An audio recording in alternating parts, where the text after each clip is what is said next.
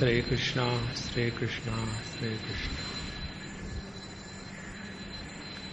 गुरुर्ब्रह्मा गुरुर्विष्णु गुरुर्देवो महेश्वरः गुरुसाक्षात् परं ब्रह्म तस्मै श्री गुरवे नमः। तस्मै श्री गुरवे नमः।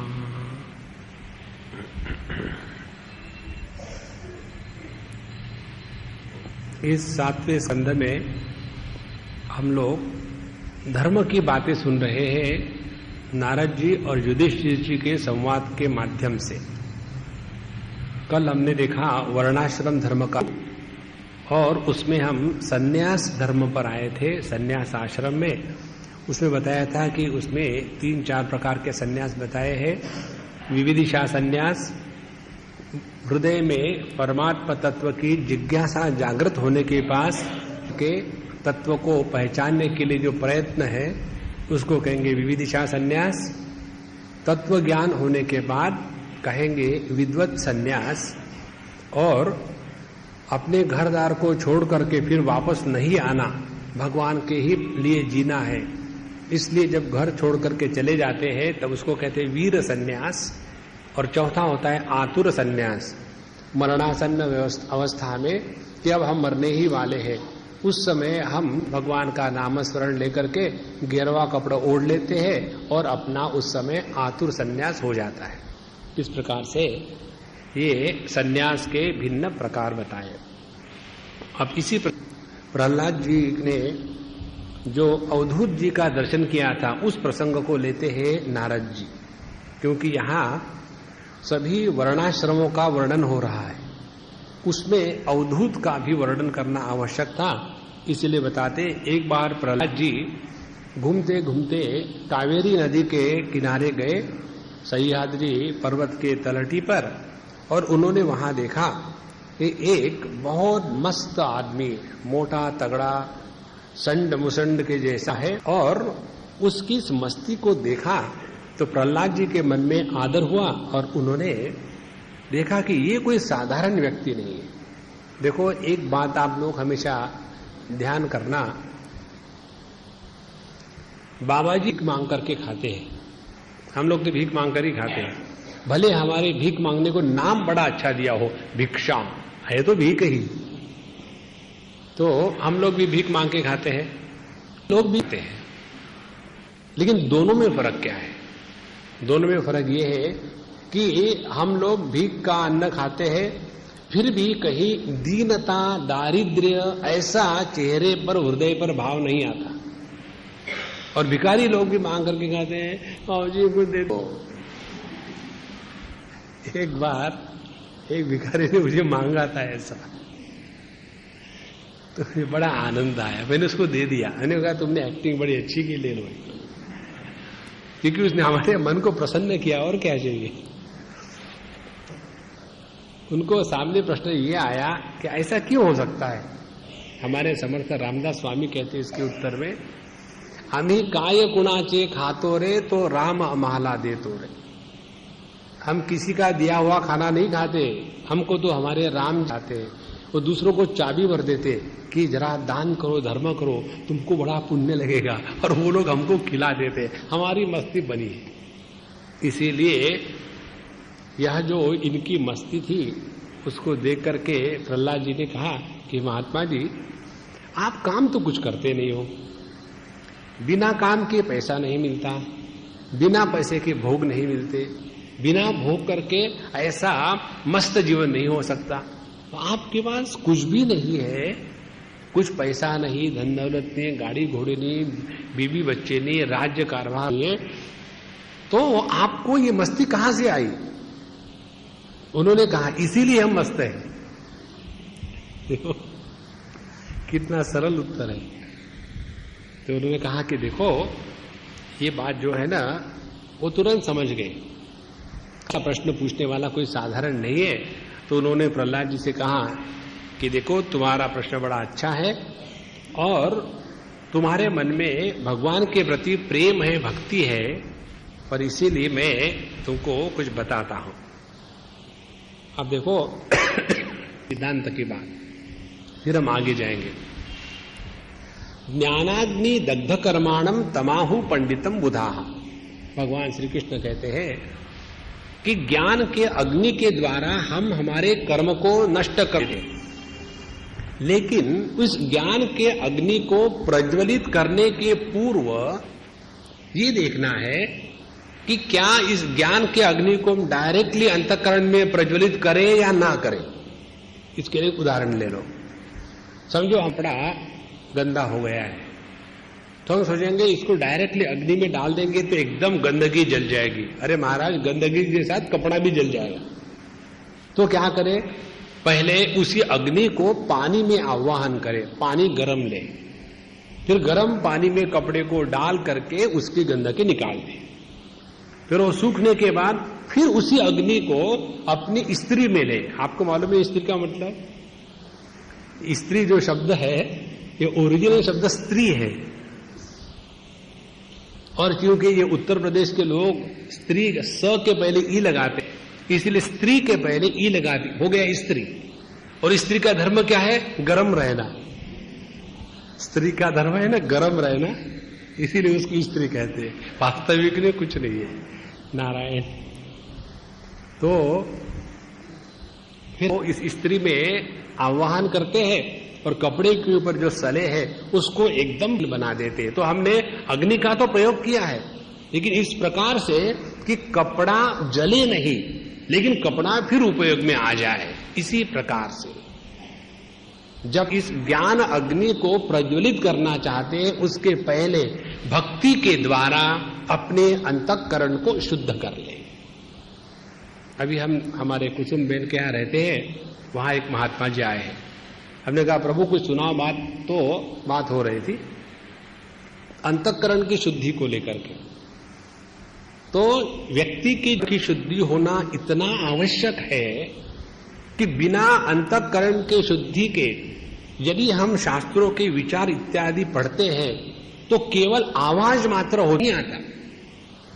उपनिषद कहती है नानुध्यायान बहून शब्दान वाचो विग्लापनम हितत्। मनुष्य ये के जंजाल में ना पड़े, उसके द्वारा केवल अपने मुख से हवा निकल जाती है, भाप निकल जाती है, और अपने अंतःकरण की शुद्धि नहीं होती।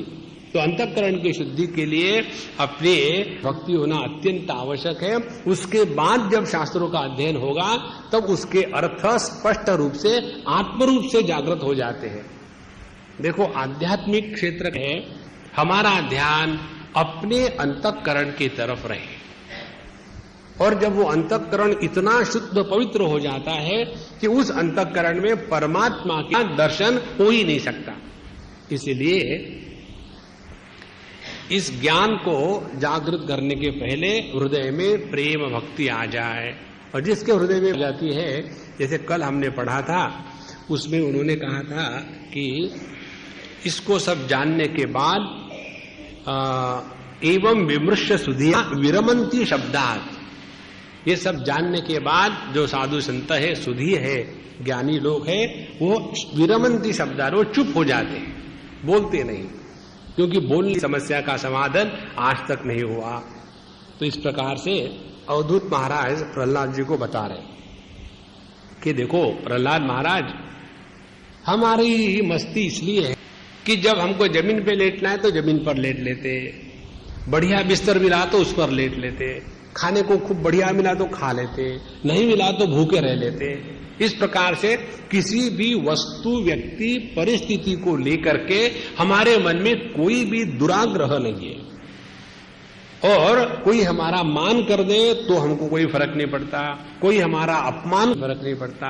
इस सबका तात्पर्य क्या है? तात्पर्य एक ही है, जब तक हम अपने आप को देह मान करके चलेंगे, हमारे जीवन में ये सब संसार ज्यों का त्यों बना रहेगा।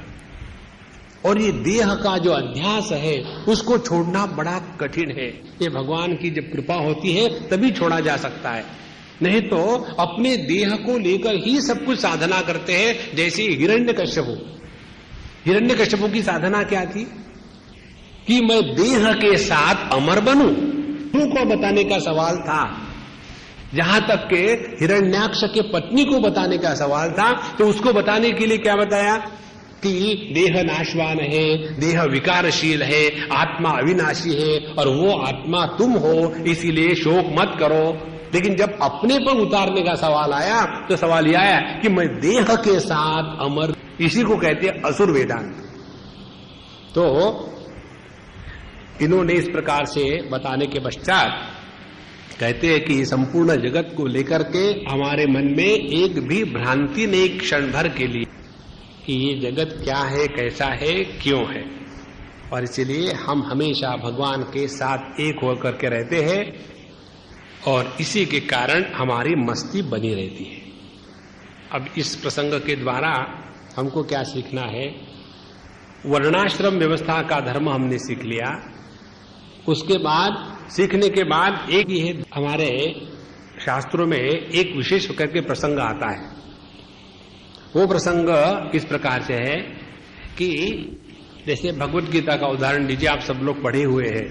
द्वितीय अध्याय में प्रसंग आता है स्थित प्रज्ञ के लक्षण। उसके बाद 12वें अध्याय में प्रसंग आता है भगवान के भक्त के निष्ठा सर्वभूतानाम मैत्र करुण एवच, और 14वें अध्याय में आता है प्रसंग जिसमें गुणातीत पुरुष का वर्णन होता है।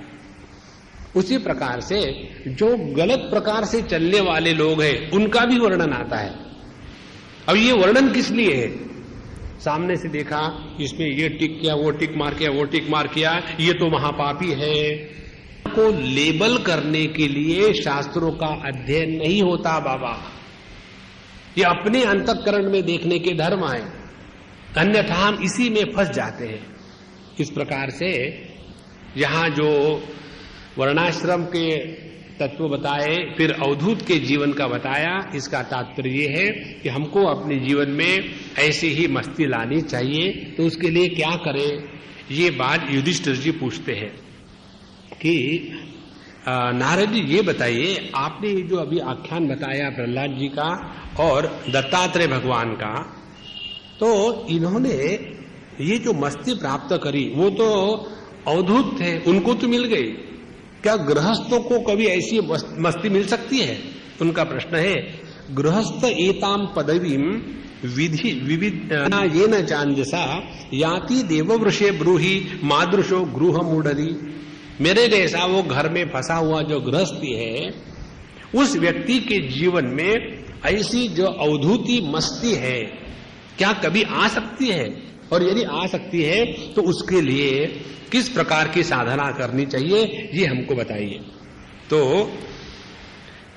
इसके ऊपर में नारद जी बताते हैं कि पहली महत्व की बात गृहस्थों को ये सोचनी चाहिए कि कोई भी जो कार्य हम कर रहे हैं, किसी भी कर्म करने के पहले हमारा ध्यान हो इस कर्म से किस प्रयोजन की सिद्धि होगी।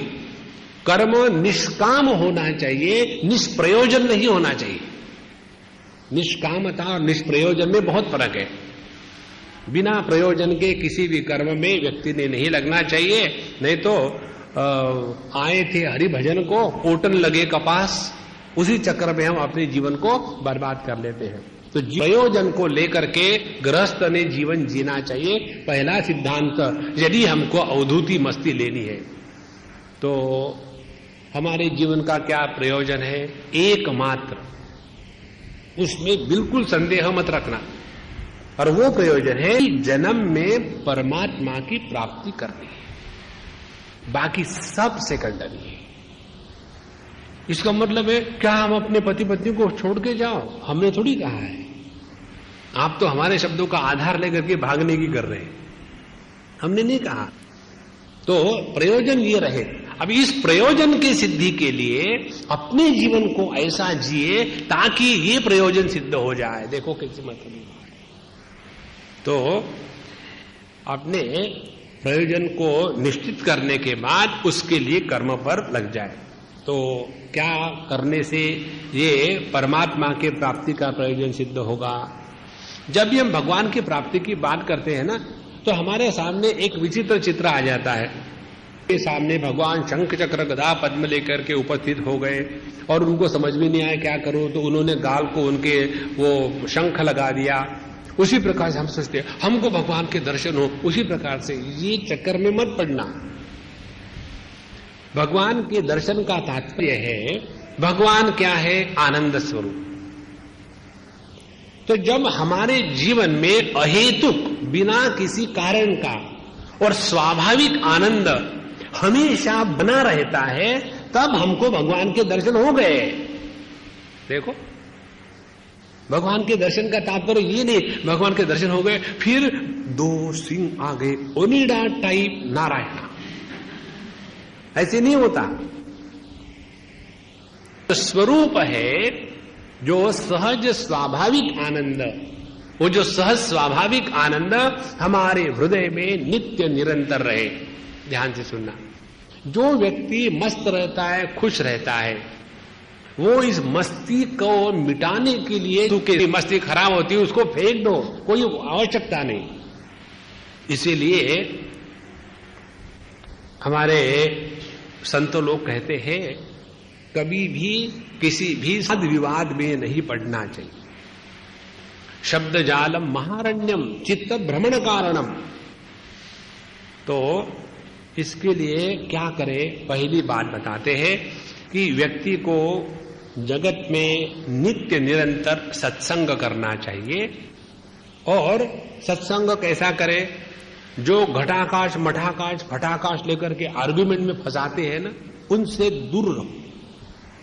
हम आपको स्पष्टम बता दें,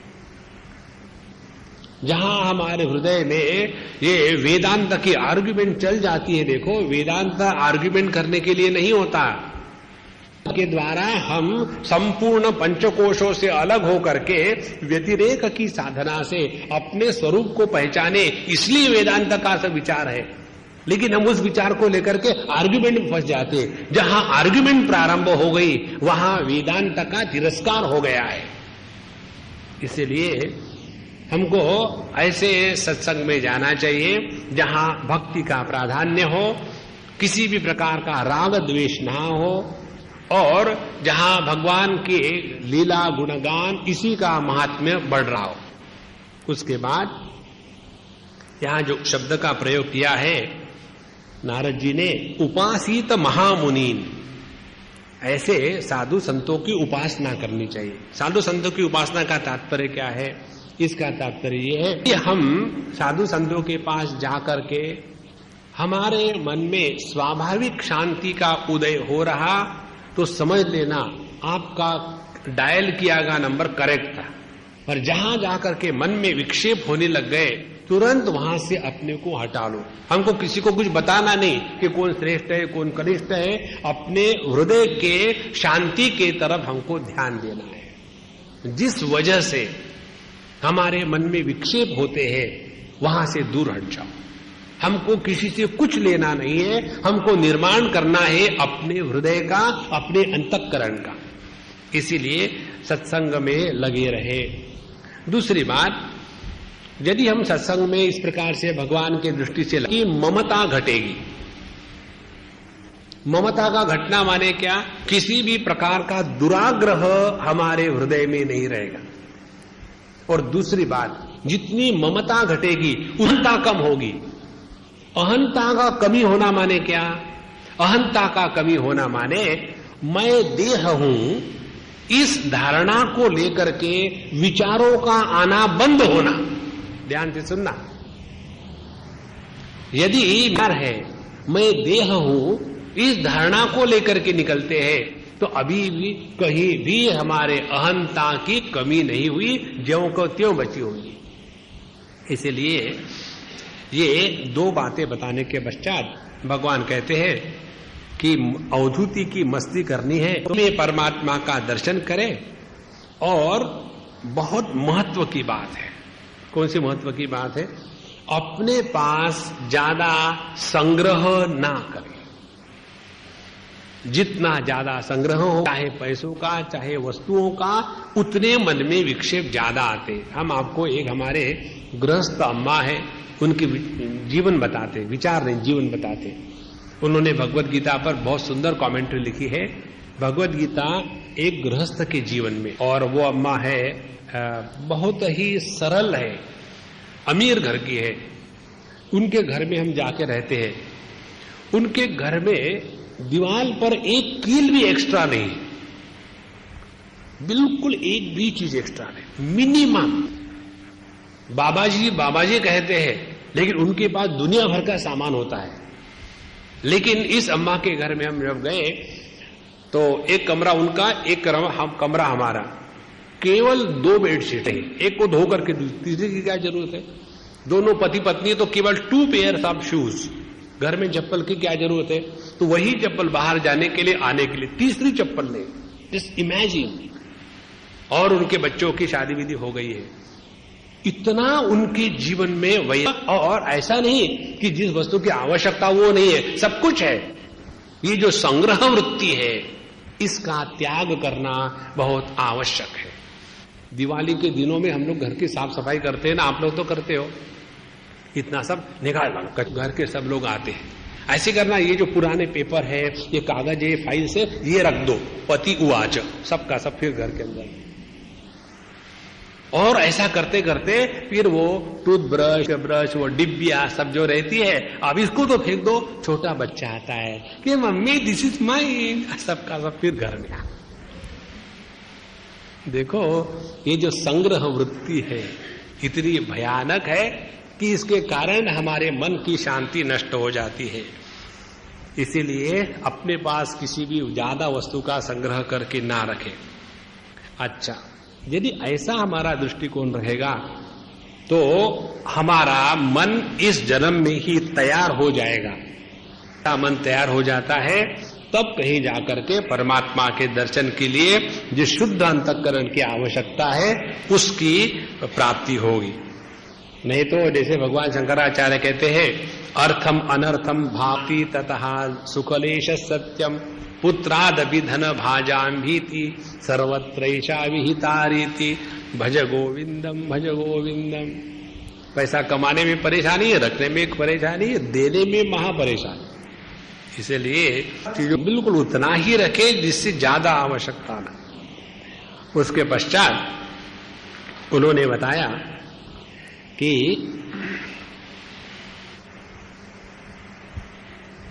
गृहस्थ को अपने घर में आने वाले जो अतिथि है, उन अतिथियों की भगवत भाव से सेवा करनी चाहिए।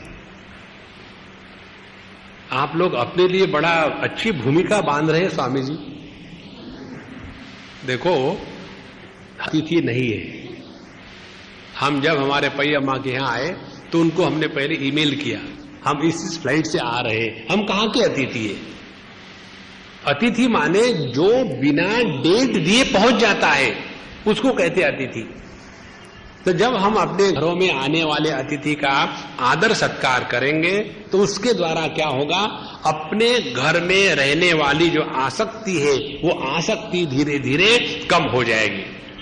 और घर में आसक्ति जब नहीं रहती है तब घर में रहने का आनंद बढ़ जाता है। बता दें, हम दुनिया के कितने घरों में घूमते हैं और हर घर में ऐसा ही रहते जैसे अपना घर है। एक बार की बात है, हमको किसी के यहाँ किसी ने रखा, स्वामी जी आप उनके यहाँ रखिए, हमारा घर बहुत छोटा है, हम नहीं रख सकते। ठीक है, वहां गए रहने के लिए। और वो उसी गांव के शहर के रहने वाले, और दूसरे दिन जब हमको मिलने के लिए आए तो हम पूरे घर में घुल मिल गए थे। तो उन्होंने हमको अलग से बुला करके कहा, स्वामी जी हम इनको पिछले 40 साल से जानते हैं, लेकिन हमको अभी भी जरा अटपटा लगता है घरों में घूमने के लिए, और आप तो ऐसे हो गए बाथरूम से लेकर के किचन तक जैसे अपना ही घर है। हमने कहा जैसी नहीं अपना है, हमको डाउट कहां है? डाउट तो आप लोगों को है। देखो जब कोई अपना घर हो ना, जब अपना कुछ घर है ही नहीं तो हर घर अपना है, पराया माल अपना। इसीलिए नारायण।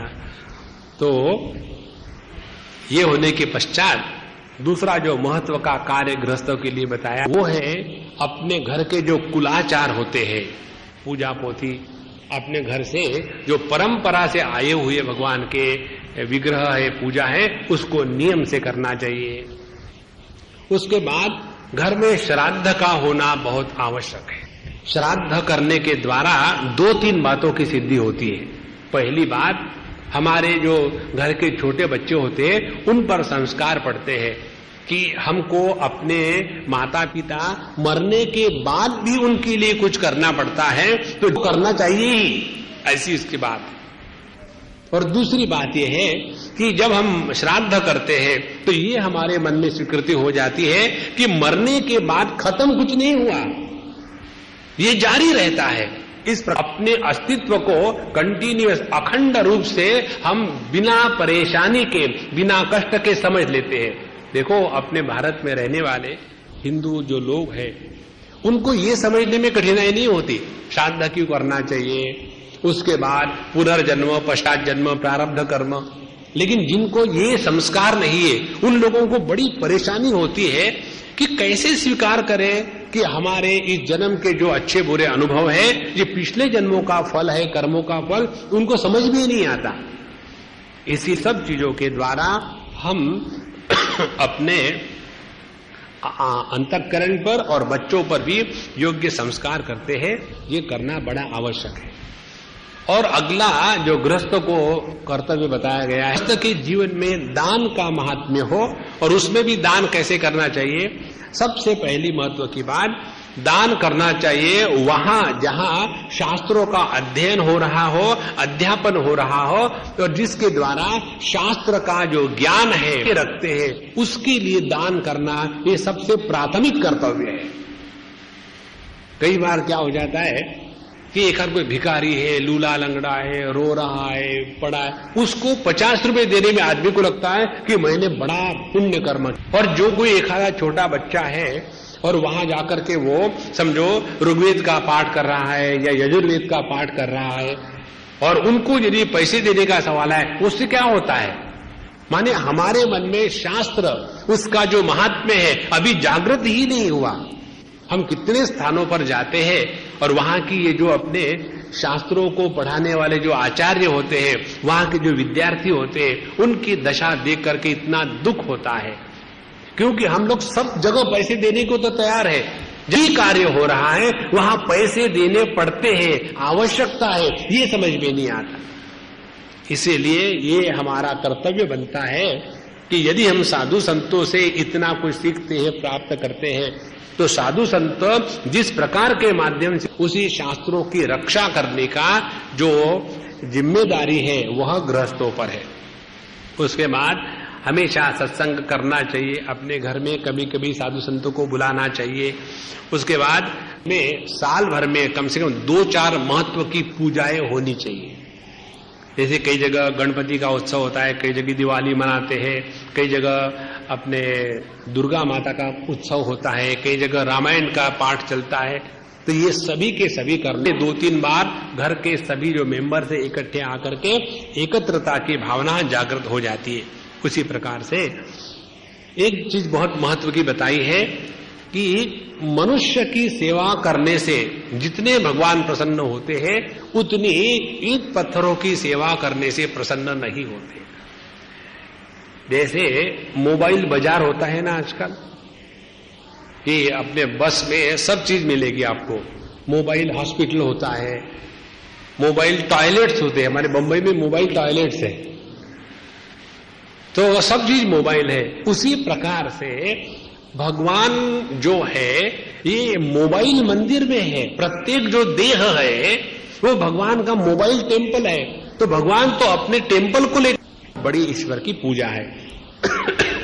इसमें बताते हैं नारद जी, सत्ययुग में भगवान की पूजा होती थी गुरु के रूप में, लेकिन उसके बाद त्रेता युग जैसे आया, धीरे धीरे मनुष्य के अंतःकरण में मनुष्य या गुरु को देख करके उनमें दोष देखने की दृष्टि जागृत हो गई, और जिसमें हम दोष देखेंगे उसके प्रति समर्पण पूरा नहीं होता। और जहां हमने मनुष्य को देखा तो चाहे वो भी बड़े महात्मा हो, हमको उनके दोष नजर आएंगे, जहां दोष नजर आए समर्पण शून्य। और इसीलिए एक बढ़िया सुंदर भगवान की मूर्ति है, वहां जाकर के नमस्कार करें, समर्पण हो सकता है। आप देखेंगे यदि कोई आपके भगवान जो बढ़िया मूर्ति है और उसमें छोटी उंगली कट गई हो, तो हमारा जो ध्यान है सौंदर्य पर नहीं जाएगा, ये उंगली क्यों कटी, क्या डॉक्टर मिला नहीं कोई, उसको ऑपरेशन करने के लिए। इस प्रकार ही दोष में जाती है और इसलिए त्रेता युग के बाद हमारे संत महात्माओं ने, शास्त्रों ने यह मूर्ति पूजा का विधान बनाया है। उसके पश्चात यह जो संपूर्ण जगत है, ये जगत परमात्मा की ही छाया है, प्रतिबिंब है। जैसे प्रतिबिंब को देख करके हम उसके बिंब की कल्पना कर सकते हैं, उसी प्रकार से इस जगत को देख करके भगवान की कल्पना, भगवान के बारे में मन में विचार आते हैं। और जैसे प्रतिबिंब और बिंब एक दूसरे से अलग नहीं होते, उसमें वास्तविक होता है बिंब, प्रतिबिंब उस पर अवलंबित है। उसी प्रकार से यह संपूर्ण जो जगत है वो उसी परमात्मा का प्रतिबिंब है। इसको देख करके भगवान की, जैसे अपने घर में फोटो होता है, तो उस जो फोटो को देखेंगे तो फोटो थोड़ी भगवान है, लेकिन उसको देख करके हमको जैसे भगवान की याद आती है, उसी प्रकार से यह जो संपूर्ण विश्व है यह भगवान का ही फोटो है। इसको लेकर के भगवान को याद करना चाहिए। और भगवान ऐसा करना चाहिए तो उसके 3 अद्वैत के प्रकार बताए हैं। कहते हैं भावाद्वैतम, क्रियाद्वैतम, द्रव्याद्वैतम तथात्मनः। 3 प्रकार के आत्मा के अद्वैत बताए हैं। भाव अद्वैत, भाव अद्वैत का तात्पर्य है कि सभी प्राणी मात्रों के हृदय में और अपने भी हृदय में परमात्मा का वास है। इस भाव की प्रधानता से जीवन चलाना, माने उसको कहते भाव अद्वैत। होता है भाव, दूसरा होता है ज्ञान। भक्ति जो है ये भाव प्रधान है, क्योंकि हम भावना करते हैं, अभी ज्ञान तो नहीं है। तो यह भावना करनी कि सभी प्राणी मात्र में एक ही परमात्मा तत्व उपलब्ध है और उसी को लेकर के चलेंगे तो अपने आप मन शांत एकाग्र हो जाता है। दूसरा है क्रिया अद्वैत। क्रिया अद्वैत का तात्पर्य है कि यद्यत कर्म करोमि तत्तद अखिलम शंभो तवाराधना। कर्म परमात्मा की आराधना हो रही है, इसको कभी ना भूले। देखो भगवद गीता में भगवान श्री कृष्ण 9वें अध्याय में बताते हैं, यद करोषि यदश्नासी यज्जुहोसी ददासी यद तपस्यसि कौन्तेय मदर्पणम। तुमने क्या करना चाहिए ये भगवान ने नहीं बताया, तुम जो भी कर रहे हो वो मुझे अर्पण करो। माने हमारे जीवन के प्रत्येक क्रिया के साथ परमात्मा को जोड़ लिया तो वह हो गया क्रिया अद्वैत। और द्वैत, द्रव्य अद्वैत का तात्पर्य है, ये बात मन में पक्की बैठनी चाहिए कि हम तो भगवान के इस दुनिया में जो कुछ हमारे पास दिया है ये उनकी अमानत है, हम उसके केवल ट्रस्टी मात्र है।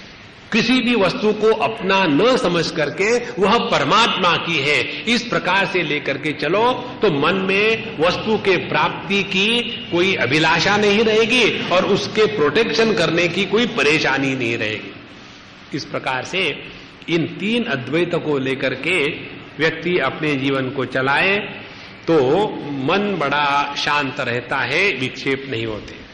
तो उसी को कहते हैं अवधूति मस्ती। फिर आगे वो बताते हैं कि कई बार क्या हो जाता है, ये बहुत सुंदर बात है भागवत में आई, एक व्यक्ति दूसरे व्यक्ति से बात कर रहा है, तीसरा सुन रहा है। जो तीसरा सुनने वाला है उसने उसके बारे में बीच में विचार भी नहीं करना चाहिए, इंटरेक्शन भी नहीं करनी चाहिए। बहुत महत्व की बात है। इसके बारे में आपको छोटी सी कहानी बताते हैं। एक बाबा जी महाराज थे, आराम से शांति से अवधूति थे, बैठे हुए थे। तो उनको मिलने के लिए एक सज्जन आए, आकर के कहते कि महात्मा जी भगवान कुछ नहीं होता, आदमी को मेहनत करनी चाहिए तब सब कुछ मिलता है, ठीक है ना? बोले हाँ बेटा ठीक। चले दूसरे आए कि महात्मा जी आदमी की मेहनत करने से कुछ नहीं होता, भगवान की दया हो जाए ना तो सब कुछ हो जाता है। हाँ बेटा बिल्कुल ठीक, वो भी चले। तीसरा आया, दोनों का हाइब्रिड। वो कहता है कि आ रही है लेकिन फल मिलता है भगवान की कृपा से। बोले हाँ बेटा तुम ठीक है, चले जाओ। अब उनके पास उनका चेला बैठा हुआ था जनरल इकट्ठा करने के लिए। उसने कहा कि गुरु महाराज जरा रुक जाओ, क्या हो गया? आपने 3 उत्तर दे, तीनों एक दूसरे को काटते हैं, ऐसा क्यों किया? बोले मैंने तुमसे बात करी थी क्या? तो नहीं। तुम क्यों बीच में मुंह को कितनी मत? दूसरों को किए गए उपदेश को अपने पर लगाना, इसको कहते हैं आभास है। ये वास्तविक धर्म नहीं है। हमको जो बताया वही करना है। तो एक तो धर्म का आभास आया, उसके बाद जो विधर्म है, अधर्म है, उसके बाद विस्तार से व्याख्या की है। और इसको बताते समय उन्होंने अपने पूर्व जन्म का, नारद जी ने, कि मैं पहले एक जन्म में गंधर्व था और मेरे पास काफी सामग्री थी, संपत्ति थी, और मुझे ऐसे लगता था कि मेरे जैसा कोई है ही नहीं। और इसी चक्कर में एक बार का अपमान हो गया, तिरस्कार हो गया, तो उन्होंने मुझे शाप दे करके मुझे शूद्र बना दिया। और जब मैं शूद्र बन हुआ तो उसके बाद फिर महात्माओं का सत्संग मिला, और उस सत्संग के मिलने के बाद भगवान ने मुझे वीणा दे दी, और अब उन्हीं का नाम लेकर के मैं पूर्ण विश्व में विचरण करता हूं। इस प्रकार से ये हमारा गृहस्थों का धर्म बनता है कि हमारे जीवन में साधु संतों का आदर होना आवश्यक है। और आगे जाकर के कहते हैं कि किसी भी प्रकार के वाद विवाद को लेकर के अपना समय नष्ट नहीं करना चाहिए। एक जगह एक बार हमको एक प्रश्न आया ईमेल में, जिसने लिखा, कनाडा के सज्जन थे, लिखा कि स्वामी जी, आप लोग स्वामी, ज्ञानी, मुल्ला लोग दुनिया में घूमते हो और भगवान के बारे में कंफ्यूजन फैलाते हो, ऐसा क्यों करते हो? तो हमने उनको लिखा कि आपने जो कहा ठीक ही है, हम लोग कंफ्यूजन की सिवा कुछ कर ही नहीं सकते। असली बात, विरमंती शब्दात, चुप हो जाओ। जगत के बारे में कुछ भी बोलो वो सत्य नहीं हो सकता, क्योंकि जगत सत्य नहीं है। असत्य वस्तु क्या सत्य बोलोगे? और भगवान के बारे में जो भी बोलोगे झूठ होगा, क्योंकि भगवान शब्द का विषय नहीं है। इसीलिए सब जान करके किसी के साथ किसी भी विषय में वाद विवाद नहीं करना है। हाँ जी करते रहो और टाइम पास करते रहो। कहीं भी लड़ाई करने की बिल्कुल आवश्यकता नहीं। जहां जहां थोड़ा भी आर्ग्यूमेंट का दुर्गंध आता है, अपने आप को वहां से हटा लो। मुझे बात, वहां की जो शांति है वो बढ़िया शांति।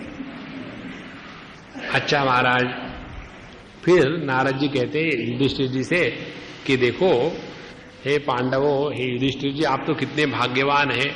भगवान कृष्ण स्वयं आपके घर में आके रहते थे और आपके साथ रहे, आपके संबंधी बन करके। ऐसा भाग्य तो बहुत कम लोगों को मिलता है। ये तो उनकी करुणा है, कृपा है, इसलिए आपके जीवन में ऐसा हुआ। ऐसे सप्तम स्कंध में धर्म, अधर्म, विधर्म, वर्णाश्रम धर्म, सनातन धर्म, ये और गृहस्थ का धर्म और अवधूत का धर्म, ये सब का सब विस्तार से उन्होंने बताया। इसके बाद परीक्षित जी महाराज 8वें स्कंध का उद्घाटन करते हैं प्रश्न पूछ करके। स्कंध को कहते हैं सद्धर्म स्कंध। इसमें 24 अध्याय है। इसमें पहले कुछ अध्यायों में मनवंतर का वर्णन, के बाद के 3 अध्याय में यह जो ग्रह और ग्राह, इसकी कथा है, गजग्राह की कथा। उसके बाद अगले 10 अध्याय में भगवान ने क्या क्या वस्तु दी जगत में, कैसी उसकी पूजा करनी चाहिए, ये बताने के लिए है। और अंतिम अध्याय में मत्स्यावतार का वर्णन है, जहां हम अखंड ज्ञान राशि को जो अपौरुषीय है उसके बारे में समझेंगे। अब इसके मनवंतर इत्यादि का वर्णन हम लोगों ने पंचम स्कंद में सुना था कि कितना भूगोल खगोल है, किस प्रकार से मिनट होते हैं, घंटे होते हैं, फिर दिन होते हैं, फिर दिन रात होते हैं, फिर पखवाड़े होते हैं, फिर महीने, फिर साल। इस प्रकार से जो बहुत काल की गणना है उसको बताया था। अब ये युग की जो बात है, एक बार हम कहीं जा रहे थे, हमको हमेशा ये चीज याद आती है, उत्तर प्रदेश में, वहां लिखा रहता है दुनिया भर में जय गुरुदेव, जय गुरुदेव, और उसके नीचे लिखा रहता है कि सत्य युग आएगा। तो एक सज्जन हमको पूछे, स्वामी जी आप इस पर विश्वास करते हो क्या, सत्य युग आएगा? हमने कहा उसको छोड़ो, आज का दिन क्या है? बोले आज का रविवार है। हम कहते सोमवार आएगा। ठीक है कि गलत है? बोले इसमें कौन सी खास बात है, रविवार तो कल सोमवार आएगा ही। हमने कहा वही गणित वहां है, अभी कलयुग है, 4 ही तो युग है, 5वां तो कोई युग है नहीं। तो सत्ययुग है, त्रेता युग और कलयुग है। अब कलयुग है, इसके बाद क्या आएगा? नेचुरली सत्ययुग आएगा। इसमें कौन सा विशेष बात बताइए? अरे स्वामी जी, तो इससे भी सिंपल परमात्मा है। दिमाग मत लगाओ खामो काम की चीजों। जहां दिमाग में से ये देश काल वस्तु व्यक्ति कारण मीमांसा कार्य कारण चक्कर निकल जाओ, परमात्मा उपलब्ध है। हमारे जो अजित भाई है, उनको एक दिन ऐसे उन्होंने हमको पूछा, बड़ा आनंद आया उनके साथ सत्संग में। कहते हैं स्वामी जी कुछ ऐसा मंत्र बताओ कि मस्ती चढ़ जाए। हमने कहा कार्य कारण मिथ्या, एक मंत्र उनको दिया। जहां कार्य कारण मिथ्या आप पकड़ लो जीवन में, आपने अपने बुद्धि के परे अपने को ले गए। हमारे बुद्धि का बंधन कैसा है? बंधन है हम कार्य कारण की मीमांसा में फंसे रहते हैं। इसने ऐसा किया तो उसका वैसा होगा, ऐसा पाप किया तो नरक में जाएंगे, पुण्य किया स्वर्ग में जाएंगे। किसने देखा है स्वर्ग नरक? अपने आप को शांत रखो, प्रभु के चिंतन में बैठे रहो। ना कुछ प्राप्त करना है, ना कुछ खोना है, ना किसी को कुछ बताना है, ना किसी से कुछ लेना है। जितने हम शांत होकर के रहेंगे, दक्षिणामूर्ति स्तोत्र के ध्यान श्लोक में आता है, मौनम व्याख्या प्रकटित पर ब्रह्म तत्वम युवानम। जितना हम शांत मौन रह करके रह सकते हैं, उतने हम प्रभु के नजदीक होते हैं। इस प्रकार से यहां जो काल की गणना आती है उसको आप सैंपल बताएंगे। 432 लाख सालों का होता है कलयुग, उससे दुगुना होता है द्वापार, उससे तिगुना होता है त्रेता, उससे चौगुना होता है सत्ययुग। और ये 4 युगों का इतना गणित को कहते हैं एक चतुर्युगी। और इस एक चतुर्युगी के 71 चतुर्युगी के बनता है एक मनवंतर। इतने मनवंतर होने के बाद उसका बनता है कल्प, और फिर इतने कल्पों के बाद होता है महाकल्प, और महाकल्प होने के बाद का प्रलय होता है। अब देखो क्या समझ में आया? 1 घंटा, 6 घंटे, 2 साल, 10 साल, 50 साल, थोड़ा, उसके बाद 1000 साल, 10,000 साल, 1 लाख साल, 1 करोड़ साल। दिमाग में कुछ आता ही नहीं, केवल आवाज हो रही है। क्योंकि हमारी जो मन बुद्धि है एक समय तक, एक हद तक काम करती है, उसके आगे कुछ नहीं है। इसीलिए सबसे निकलने का तात्पर्य ये है, जहां हम अपने से दूर जाएंगे तो अज्ञान में नष्ट हो जाएंगे। हमारे सामने कितना है आकाश मालूम नहीं, अज्ञान में। हमारे ऊपर कितना है आकाश मालूम नहीं, अज्ञान में नष्ट हो गए। उसी प्रकार से पीछे कितने साल खत्म हो गए किसको मालूम है? कहते हैं 393 ट्रिलियन लाइट ईयर्स। कुछ समझ में नहीं आता, कहने के शब्द मात्र रह जाते हैं। इसी प्रकार से अब आगे कब तक चलेंगे भगवान जाने, किसको मालूम है। इसीलिए अपने से जितना दूर जाओ हम अज्ञान हो जाएंगे। ये बताने के लिए जो परमात्मा देश काल वस्तु के अधिष्ठान है उनको प्राप्त करना है, तो देश काल में भटकना नहीं है, वहां से हट करके अपने स्वरूप में जो अपने स्वरूप में आके बैठा है उसकी वाणी बंद हो जाती। यतो वाचो निवर्तन्ते अप्राप्य मनसा सह। जहां जाकर के वाणी शांत हो जाती है। कीनोपनिषद के प्रसंग में आता है, अग्नि को बड़ा गर्व था, हम जाकर के देखेंगे कौन है वो, भगवान खड़ा है वहां, और वहां जाकर के मुंह लटका के चले आए। क्यों? कि वाणी का वहां क्षेत्र नहीं है। इस प्रकार से यह सब काल का मनमंत्रों का वर्णन होने के पश्चात फिर था बच्चों को देख बाद अपनी अपनी शतरूपा के साथ वास्यमिदं विश्वम यत्किंच जगत्याम जगत तेन त्यक्तेन भुंजीथा मां गृदहा कस्य सिद्धनम। ये ईशावास्य का ही मंत्र है। पहला चरण भिन्न है। ईशावास्यमिदं सर्वम, ये ईशावास्य उपनिषद में आता है। यहाँ कहा है आत्मा वास्यमिदं विश्वम, यह संपूर्ण जो विश्व है यह आत्मावास्य, सब में अपने ही स्वरूप को देखो। ईशावास्य में ही ऐसे यस्मिन् सर्वाणि भूतानि आत्मैवा भूत विजानतः तस्य को शोकः कम मोहः एकत्वम अनुपश्यतः। जिसने एकत्व का अनुभव किया है, अनुपश्यता, उसके जीवन में काहे का शोक मोह होगा, कुछ भी नहीं, वो शांति और मस्ती बनी रहेगी। इस प्रकार से इन्होंने इस मंत्र का जप किया, जिसके द्वारा व्यक्ति सुख दुख राग द्वेष द्वैत के परे चले जाता है। और जब ये इस प्रकार के अपनी साधना में लगे हुए थे तो वहां असुर लोग आए और असुर लोगों ने उनको मारने का निश्चय किया। देखो असुर कौन है? असुर वो है जो एकता को नहीं सह सकते, उनको असुर कहते हैं। और ज्ञानी कौन है? ज्ञानी वो है कि जो अनेकता के दर्शन होने के बाद भी एकत्व को पहचानते हैं, उसको कहते हैं ज्ञानी। माने हम यदि अपने देश के हाल को देखें तो यदि जो व्यक्ति, जो भी पॉलिटिकल पार्टी, हम भारतीय है, इंडियन है, इसको लेकर के कोई भी विचारधारा सामने रखे तो वो ज्ञानी की प्रक्रिया होगी।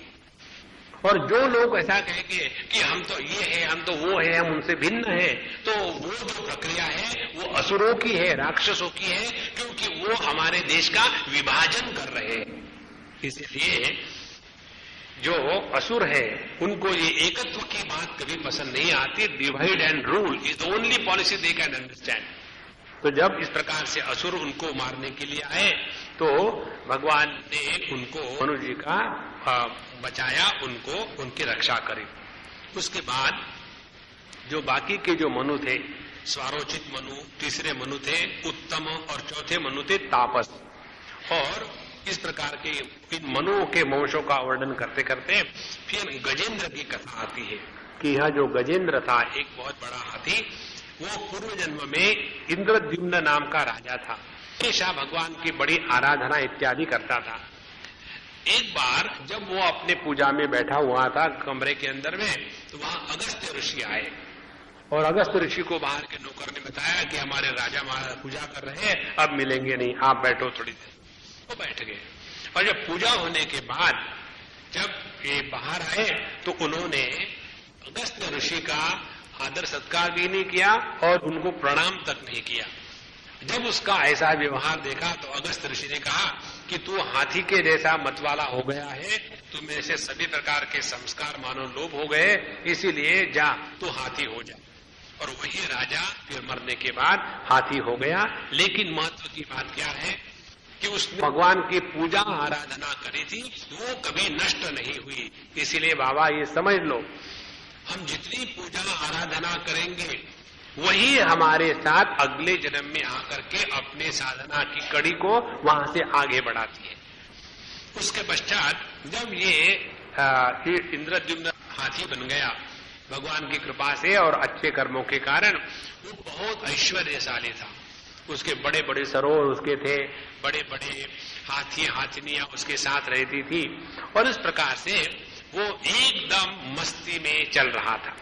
और एक बार स्नान करने के लिए ये एक तालाब में गया, सरोवर में गया, तो वहां एक ग्राह ने एक पैर को पकड़ लिया। हम देखो, हम लोग दुनिया भर की अंगूठियां पहनते, मुझे किसने कहा स्वामी जी आप एक भी अंगूठी नहीं पहनते।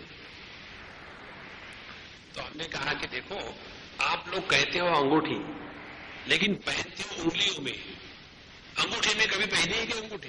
तो अंगूठी कहते हो, अंगूठे में पहनो ना, यहां क्यों पहनते हो? तो आप भी तो नहीं पहनते अंगूठी।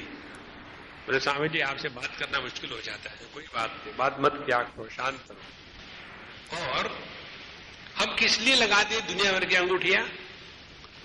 ग्रहों के प्रभाव से बचने के लिए।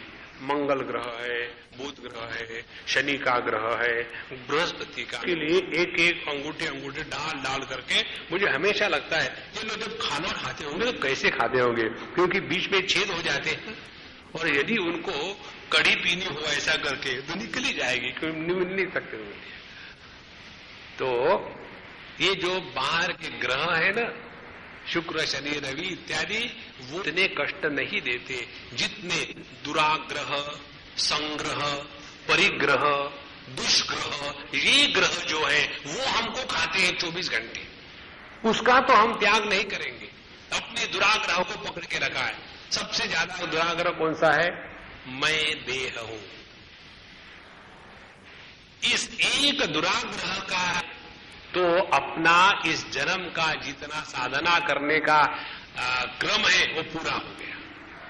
और इस देह को ही लेकर के, कोई मेरी माँ है, कोई मेरे बाप है, कोई मेरे भाई, कोई मेरे बहन, सभी के सभी चक्कर इसी देह को लेकर के ही तो चलते हैं।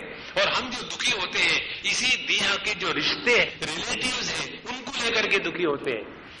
कोई बच्चा परीक्षा में फेल हो जाता है तो हमको थोड़ी दुख होता है, तो मेरा बच्चा जब फेल हो गया तो बिल्कुल मम्मी की वहां गंगा यमुना सरस्वती त्रिवेणी संगम हो गए। तो ये जो ग्रहों का में ये अभिमान बना रहेगा, उतना हमारे द्वारा दूसरों का तिरस्कार होगा और हमारी जो दुख की चोट है वो लगती है अभिमान पर। इसीलिए जितने हम ज्यादा दुखी होंगे उतने हम अहंकारी हैं, जितने कम उतना हमारा अहंकार नरम हो गया है। इसी प्रकार से कहीं भी अपने आप को दुखी मत बनाना, दूसरे को भी मत बनाना। अब यहां इस गजेंद्र की कहानी चलती है। तो जब उसने पकड़ लिया क्रोकोडाइल ने, ग्राह ने, तो सभी के सभी उसकी जितनी हाथी थी सबके सब उसको पीछे भागे, लेकिन वो नहीं आ पाए। उस समय गजेंद्र को ऐसा लगा कि अब तो अपना समय अंत आ गया। तो उस समय जब उसका हृदय पूरा द्रवित हो गया तो पूर्व जन्म के जो भक्ति के संस्कार थे वो जागृत हो गए।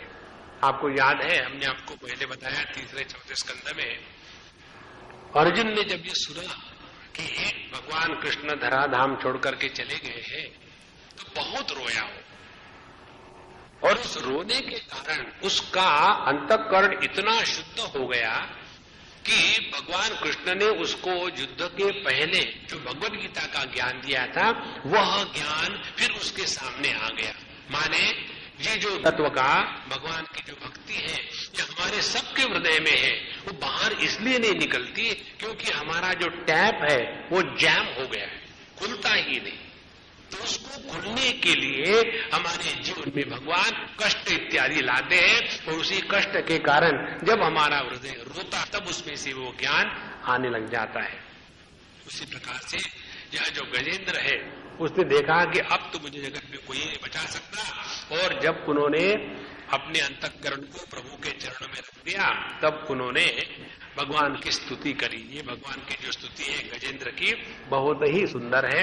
इसमें तत्व का निरूपण इतना सुंदर किया है और उसका निचोड़, जिसका कभी त्याग नहीं हो सकता वह परमात्मा है। एक लाइन में आप देखो किसका त्याग नहीं हो सकता।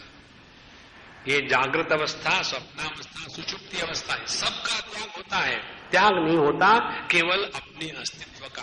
तो यही तो परमात्मा तत्व है। इसको हम पकड़ के चले तो फिर जागृत स्वप्न सुषुप्ति, इसमें जो जो हमको नाटक के पार्ट करने हैं वो हम नाटक करते रहेंगे, लेकिन हमको इसके द्वारा किसी भी प्रकार का प्रभाव हम पर नहीं होगा।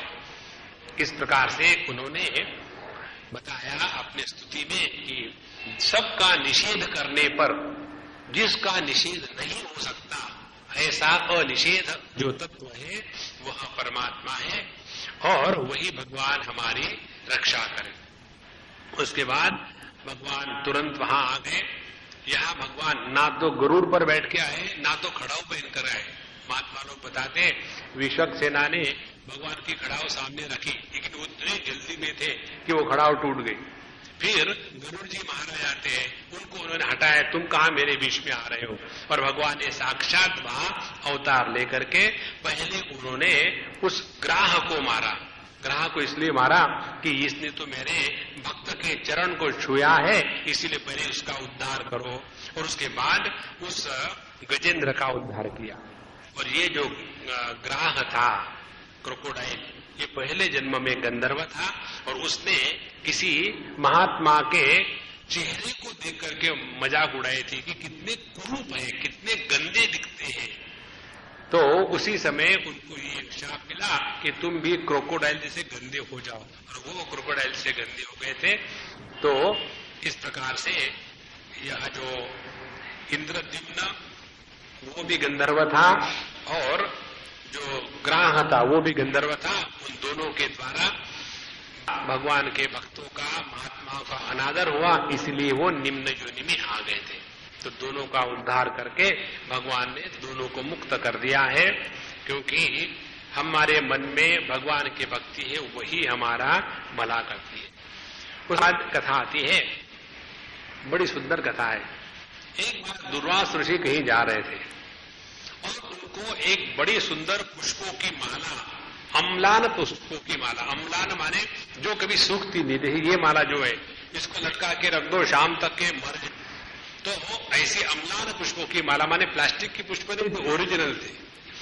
तो वो माला उनको रास्ते में कहीं मिली, तो उन्होंने इस माला को क्या करूं मैं, तो सोचा इंद्र को दे दे, वो देवताओं का राजा है, राजा के गले में माला अच्छी लगती है, उनको दे दी माला।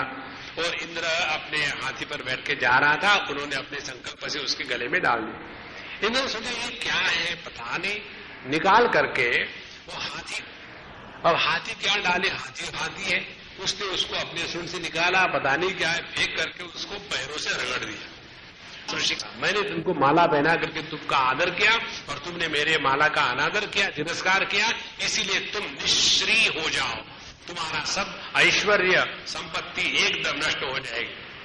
जैसे शाप मिला तो इंद्र भ्रष्ट हो गए और वहां वो देवलोक से नीचे गिर गए और वहां बलि जो दैत्य थे, बलि का राज्य प्रस्थापित हो गया। देखो मुझे पर या तो ये पार्टी करेगी या टू पार्टी पॉलिटिक्स वहां भी चलता है, हमने यहां तो मल्टी पार्टी पॉलिटिक्स है। तो देवता नीचे गिर गए, जाकर के बलि जो दैत्य है उनका राज्य वहां शुरू हो गया। एक बार अपने बंबई की बात है, प्रेमपुरी आश्रम में भी इसी प्रकार की एक पद्धति है। जब महात्मा लेक्चर को बैठते हैं, जैसे यहाँ हमारे भाई मामा आके हमको बांध लेते हैं और कहते कि हार जाओ, हम तो पहले हारे हैं, इसलिए उसका नाम है हार। तो आकर के पहले रस्सी से बांध के तो हम यहाँ बैठ लेते। सबसे पहले ऐसे था कि जब भी कोई हमको माला देता था तो हम पहनते नहीं थे और किसी को वहीं निकाल कर रख देते थे।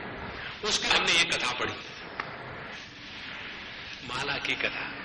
तो हमने कहा कि देखो ये कितनी सत्य बात है, जब कोई व्यक्ति आपको आदर के साथ कुछ पहना रहा है और उसको तुरंत निकाल के फेंक दो, ये कोई मतलब की बात है? तो हम ठीक है पढ़ने दो और हमारा ध्यान। एक बार बम्बई की बात है, हमारा लेक्चर शुरू होने वाला था, हमने अपना स्तवन पूरा किया और वहां के किसी ने आकर के माला पहना हो गया। लेकिन वहां हम चेयर पर बैठते हैं, ऐसे आसन पर नहीं बैठते। तो लेक्चर हो गया, एक दिन एक सज्जन ने चिट्ठी लिखी थी केवल हमारे लिए, Swami ji you know me, I won't reveal my identity. पता नहीं कौन थे, मुझे मालूम नहीं, मुझे किसको मालूम, भगवान एक ही मालूम कर रहे से, लोगों को क्या मालूम करना है। और उसने कहा मैं, मेरे दो आंकड़े, आपको बुरा न लगे, लगे तो मैं क्या करूं। पहली बात, आप गले में माला क्यों रखते हो, निकाल क्यों नहीं डालते। दूसरी बात, आप कुर्सी पर क्यों बैठते हो, ऐसे आसन पर क्यों नहीं बैठते। तो आप गले में माला रखो तो उसका ऑब्जेक्शन, आप ना रखो शाप। अब क्या करें, गले के कारण ये होता है, गले को ही काट डालो, झंझट खत्म। नारायण। अच्छा महाराज, तो ये दुर्वास जी के शाप के कारण इंद्र महाराज भ्रष्ट हो गए और फिर बलि का राज्य आ गया। तो जब बलि का राज्य आ गया, फिर देवलोग रोध होकर के पहुंच गए विष्णु भगवान के पास। देखो उनकी स्तुति करें, स्तुति क्या है, वही है कि तुम ही हो माता पिता, तुम ही हो बंधु सखा, तो स्टैंडर्ड स्तुति। भगवान भी बोर होते होंगे मुझे लगता है कि यह आकाश आप हो, अग्नि आप हो, जल आप हो, पृथ्वी आप हो, यहाँ के जितने प्राणी मात्रा आप हो, सिर्फ ये दैत्य आप नहीं हो, बस कुछ कारण नहीं, उन्होंने मुझे परेशान करके रखा है। तो इस प्रकार से उन्होंने बड़ी स्तुति करी और साथ में ब्रह्मा जी को, शिव जी को भी ले गए।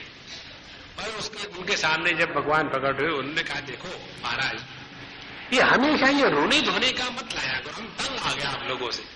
हमेशा क्या कि आपका ये पार्शलिटी करना है, पक्षपात करना है। अभी देखो ये जो बलि है ये धर्म के अनुसार राज्य चला रहा है और उसको निकाल देने की आप बात करते हैं, कैसे संभव है, हम नहीं करेंगे। फिर जाकर के उनसे संधि करो। कभी तो दोस्ती की बात सोचो, हमेशा झगड़ा आ गया तो जाओ उनसे दोस्ती करो, ऐसे ऐसे दोस्ती करते हैं, झगड़ा मत करो। तो बोले ठीक है। फिर सभी के सभी और देवता लोग आ गए और बिना शस्त्र अस्त्र लेकर के बलि राजा के पास आए। तो जैसे उनके पास बिना शस्त्र अस्त्र, दैत्य ने सोचा अच्छा मौका है, आप मारो इनको। तो बलि ने कहा कि देखो इनको मत मारो, ये निहत्थे होकर के आए हैं बिना शस्त्र के, तो क्या देखते इनकी बात क्या है। तो दोनों ने दोस्ती कर ली, दैत्य और असुर देव। और फिर उन्होंने कहा कि अब क्या किया जाए, ऐसा करके दोनों मिलकर के कोई कार्य करेंगे। तो कौन सा कार्य करें कि जिसके द्वारा दोनों का लाभ हो। तो दोनों का लाभ किसके द्वारा होगा, तो ये जो क्षीर सागर है इसका मंथन करेंगे, इसमें से अमृत निकलेगा, तो अमृत पी लेंगे और इसके द्वारा दोनों का भला होगा। तो ये बात सबको समझ में आ गई, अच्छी बात है। और फिर क्षीर सागर को मंथन करने के लिए मंदराचल पर्वत को लाना और वासुकी की रस्सी बनाना। जब मंदराचल पर्वत को ला रहे थे तो उसके नीचे कई लोग दब गए, उसको उठा नहीं सके।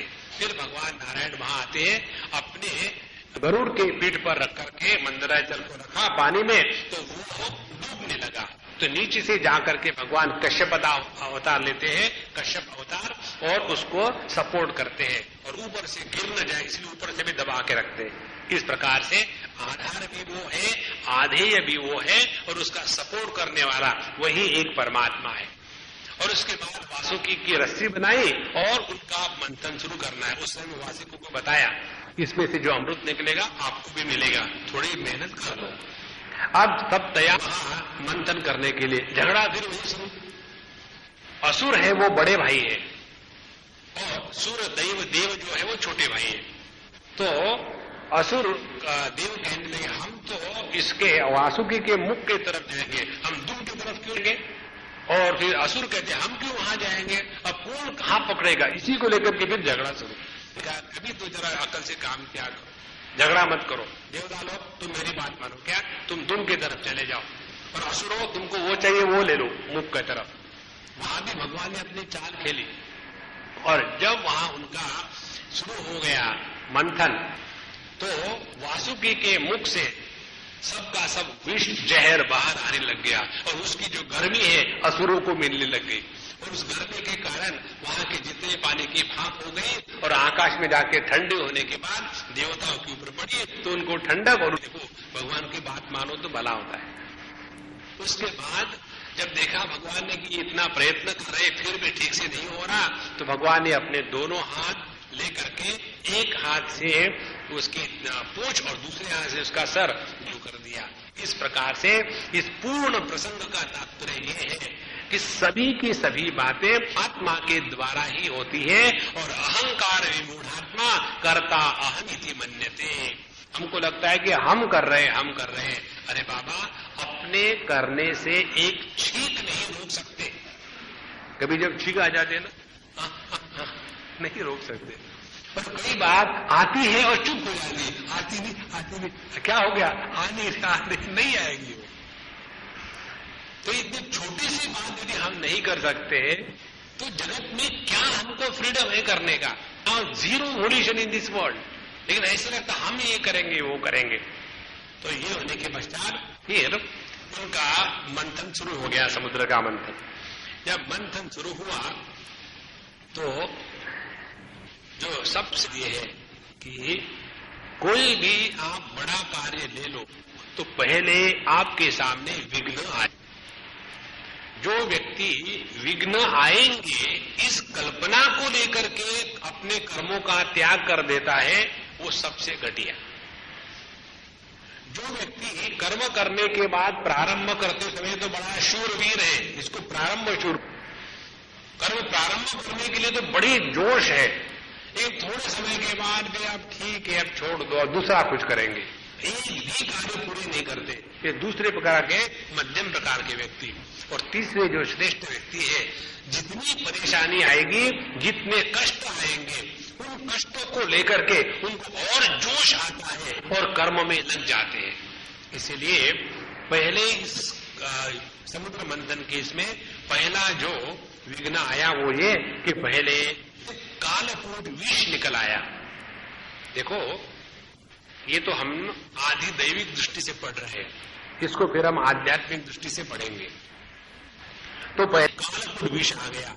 अब ये जो विष आ गया, ये भी रत्न है, महत्व की बात है, क्योंकि विष का होना भी आवश्यक है।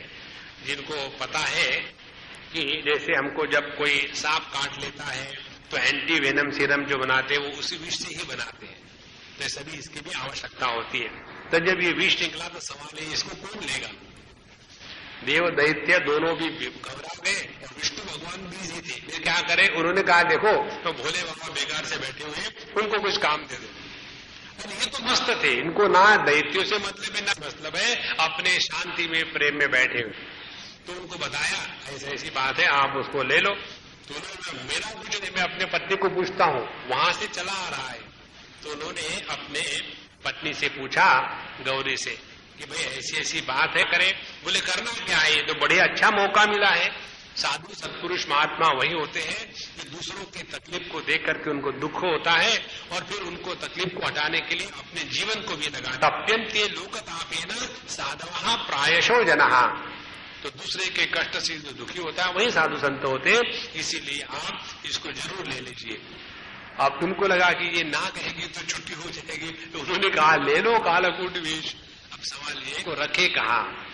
जिह्वा पर तो शिव जी के राम नाम है, तो जिह्वा पर तो नहीं रखेंगे। हृदय में तो भगवान का रूप है, इसलिए हृदय में भी नहीं रखेंगे। फिर रखे कहा? फिर उन्होंने उस विष को अपने गले में रखा और इसीलिए उनका नाम नीलकंठ हो गया। जब दूसरों का भला करने में अपने में कोई व्यंग भी आ जाता है तो वही व्यंग अपने जीवन का एक आभूषण बन जाता है।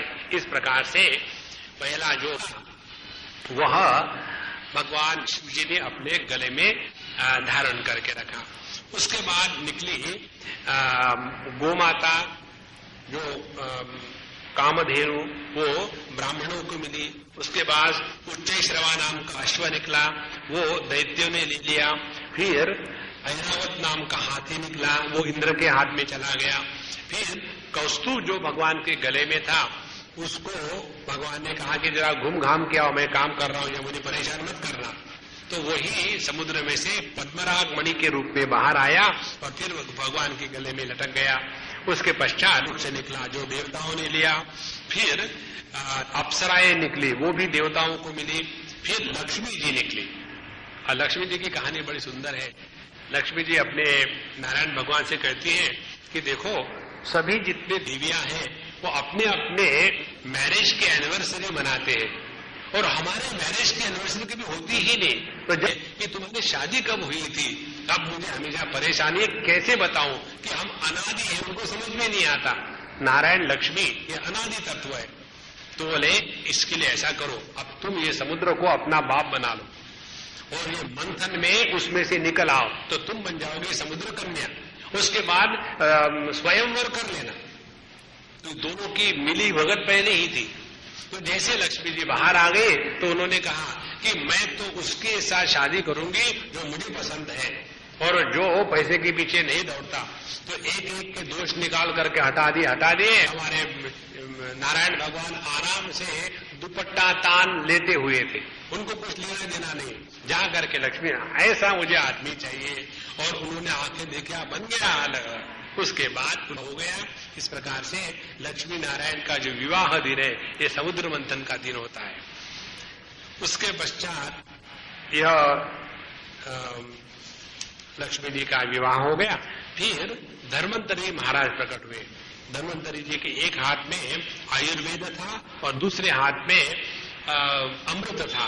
तो आयुर्वेद के चक्कर में कोई पड़ा नहीं, लेकिन अमृत को देख करके उन्हें एकदम झपट लिया और उसको पीने के लिए दोनों में दैत्यों में ही आपस में झगड़ा शुरू हो गया, मुझे चाहिए मुझे चाहिए। और ऐसा जब देखा, देवता लोग अपने दूर से खड़े, सब मेहनत पानी में चली गई। तो उस समय भगवान मोहिनी का रूप धारण करके मोहिनी अवतार लेते हैं। और जैसे मोहिनी सामने आ गए तो सभी दैत्य उसकी तरफ देखने लगे, बोले देखो तुम इसका निर्णय करो। तो मोहिनी कहते देखो, तुम मुझे ना पहचानते हो कि मैं कौन हूँ, मेरा कुल क्या है, मैं कहाँ से आई हूँ। नहीं, तुम अच्छी हो, सुंदर हो, तो वही हमको चाहिए। अपने देश में भी वही होगा, पार्टियों में वही होता है। तो तुम जो बताओगी वही होगा, लेकिन तुमको कोई एक्सपीरियंस है क्या? नहीं, एक्सपीरियंस नहीं है। तुमको ज्ञान है क्या? ज्ञान भी नहीं है। फिर भी हम तुम्हारी बात मानेंगे। क्यों? कि हम आपस में लड़ रहे हैं, इसलिए बाहर किसी को बुलाओ, लेकिन अपने देश में सभी नालायक है। इस प्रकार से मोहिनी ने सबको अपने आप में कर लिया और फिर कहा कि देखो, अब मेरी बात मानना है तो पहले सभी के सभी नहा धो के आओ, स्नान संध्या करो, और उसके बाद में लाइन से बैठ जाओ, फिर मैं सबको दूंगी ये अमृत। सब बैठ गए ठीक से, और फिर उन्होंने पहले देवताओं को देना शुरू कर दिया, और दैत्यों की तरफ केवल मुस्कुराती हंसी भी आ रही, उनको खत्म तो फिर हाबी के पास आ रही। और ये जब उनकी चालाकी राहु के समझ में आई दैत्य के, तो सूर्य और चंद्रमा इनके बीच में जाके घुसा और बैठा। क्या? तो जैसे उसके मुंह में जा ही रहा था वो अमृत, तो मोहिनी ने तुरंत उसकी गर्दन काट दी। जब ये हो गया तो सब दैत्यों को पता चला यहाँ कोई तुम्हें गड़बड़ी है, फिर उनका झगड़ा शुरू हो गया। उसी समय मोहिनी अवतार ने अपने आप को संवरित कर दिया, अंतर्धान हो गए, और फिर उन लोगों का झगड़ा शुरू हो गया। इस प्रकार से ये जब झगड़ा शुरू हो रहा था, तो क्योंकि देवताओं ने अमृत पिया था, उनकी जीत होने चाहिए थी, फिर भी उस संग्राम में देवता लोग काफी मरने लग गए, क्योंकि ये अमृत उनको बेईमानी से मिला था, ठीक से नहीं मिला था। इस प्रकार फिर देवताओं ने भगवान के और फिर भगवान की सहायता से असुरों को मारा गया, और इंद्र भी अपने वज्र के द्वारा सबको मारा। और इस प्रकार से जब दोनों का, देव और असुरों का युद्ध चल रहा था, तो उस समय बलि ने इंद्र को कहा, अभी युद्ध समाप्त नहीं हुआ, कि देखो ये बहुत सुंदर है बलि के वाक्य, कहते कि जय पराजय लाभ हानि ये तो जीवन में आते ही रहते हैं, इसमें कोई विशेषता नहीं है, क्योंकि ये जगत का नियम है। जगत एक चक्र के जैसा है। यदि जीवन में दुख है तो कभी कभी सुख आएंगे, हमेशा सुख नहीं टिकेंगे, फिर दुख आएंगे। इस प्रकार से जीवन में लाभ हानि सुख दुख ही रहता है। और जब हम युद्ध भूमि में आए हैं तो हमको जीतने की हारने की क्या फिक्र करना है? तुम अपनी ताकत प्रकट करो, हम अपनी ताकत प्रकट करते हैं, और फिर देखें क्या होता है। इस प्रकार से फिर दोनों का भयानक युद्ध प्रारंभ हो गया, बलि और इंद्र का। और उस समय इंद्र ने सभी दैत्यों को मारने का माने निश्चय कर लिया, और बलि को भी मार दिया। जब ऐसा हुआ तो नारद जी वहां आए, कले देखो सबको मार नहीं देते, उनका होना आवश्यक है, जब तक वो नहीं रहेंगे तुम्हारा महात्म्य नहीं रहेगा। नारद जी की बात सबने सुनी, और उसके बाद उन्होंने कहा कि देखो देवताओं, ये दैत्यों ने कहा कि आप हमको हमेशा मदद नहीं करते, और इस समय भी हमने देवताओं को मदद करी। देवता लोग गए कि भगवान के बाद भगवान आप इनके चक्कर में मत आना, ये जाएंगे शिव जी के पास, वहां से ताकत लेके आएंगे, फिर हम परेशान। तो आप शिव जी को मना लो कि ये उनकी मदद ना करे। शिव जो मेरी आराधना करेगा, पूजा करेगा, उसको मदद करना मेरा धर्म है।